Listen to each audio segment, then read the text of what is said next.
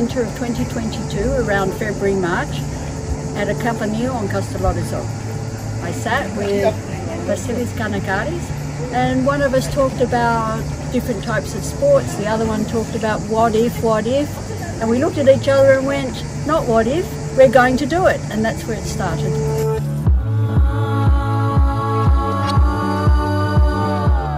Το Rock Solid Castellorizzo είναι μια πρόκληση. Είναι η πρόκληση του να ανακαλύπτεις και να ξεπερνάς τον εαυτό σου σε ένα απόκοσμο φυσικό τοπίο όπως είναι αυτό του Καστελορίζου, παρέα με φίλους.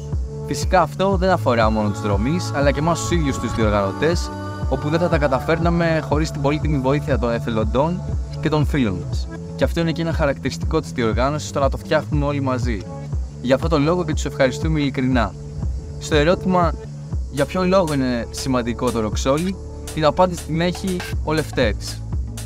Η χαρά της συμμετοχής είναι το θέμα, όχι άμα θα πάρεις μέρος και θα βγεις πρώτος ή δεύτερος ή τρίτος.